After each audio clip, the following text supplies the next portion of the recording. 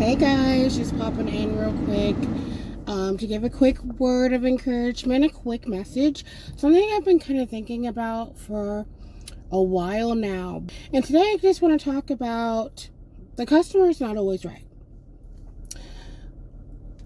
You heard that correct. The customer is not always right. I am not a person that subscribes to that theory that whatever the customer says, whatever goes, whatever the customer wants is what you should be doing.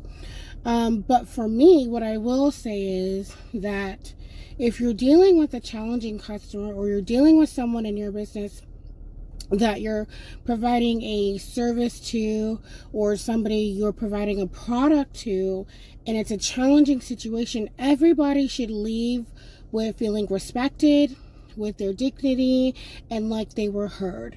In all of my years of retail, in all of my years of doing business and customer service roles, if there was one thing that I learned the most was how to communicate with a difficult customer. And so I'm just going to give you some tips and tricks on how you can handle challenging customers that you might be dealing with in your business. At some point in your business, you're going to have a challenging customer. You're going to have somebody that you have to deal with, and it's not going to be pleasant.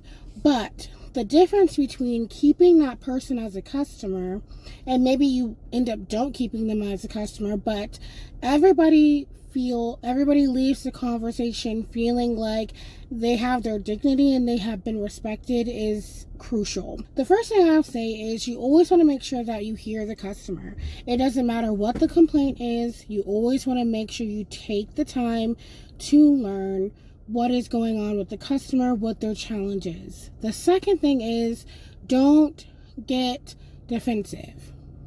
Hear that again.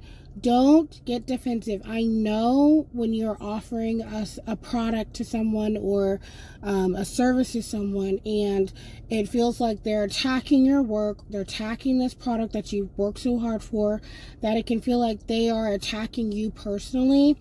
You have to detach yourself from the product. You have to detach yourself from the service that you are providing, because ultimately they're not talking about you, they're talking about this specific thing. So don't get defensive. Make sure you always hear your customer out. Find a solution to the answer. So maybe that is a refund. That's not the first thing I always jump to, but if you know for a fact that you have not provided if you provided a subpar product or service to your customer and you know that, then absolutely the first thing you should be offering is a refund and a way to fix it. Well, first offer, ask, how can you fix the problem? Second thing is, if they're just done with the product and they don't want you to fix it, then you can come back with ways to get refunded. Now, if you're handling something like that is a custom product or something that can't be resold. So in my candle business, we make these candles by hand. So once a person starts burning a candle and they feel like they're unsatisfied with it, we can no longer sell that candle. So what at this point can I give this person? Can I remake the candle? Can I offer them a different candle that they might like? Or even just if they need a refund, that just giving them the refund and then maybe giving them a discount of some sort. But don't always shoot for the refund first. But if there is no other way to make the customer happy, you should absolutely be willing to give them the refund and bite that cost. Another thing I want to talk about is communication. If you can't communicate, I always say over communicate with the customer. Always over communicate with the customer. I can't say it enough, because a lot of times a customer will appreciate over communication than putting them in a situation where they have to guess and figure out what's going on. So Always over communicate, especially if you're making something for this person and you ran out of materials and now you're waiting for more materials to come in. If there's delays, if something broke, if there's problems with shipping that you're seeing, then you want to always make sure that you relay that to your customer so they are abreast of what's going on and it doesn't feel like that they're being scammed. Because if they have to reach out to you every other day, every week to figure out what's going on with their product or service, that's wrong. You should not do that.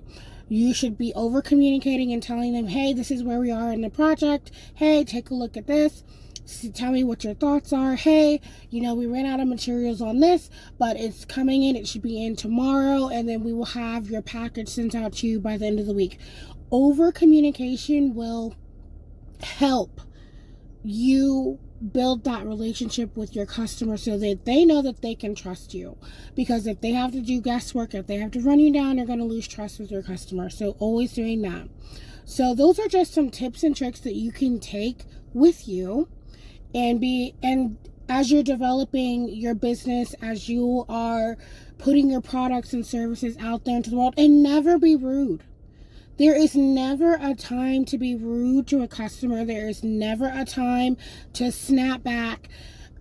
At that point, if you're snapping back at customers, we have to take a look at our emotional intelligence.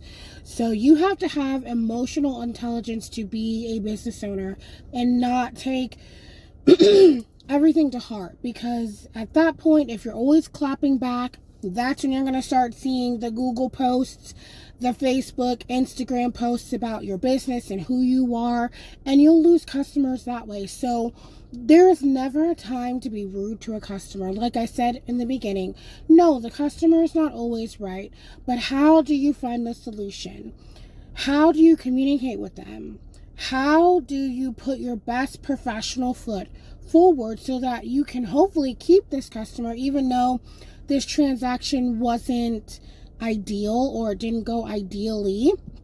Just be ready to be able to serve your customer well, even in the challenging times. So over communicate, don't get defensive, and take it for what it is. It's all a learning curve, and you know what?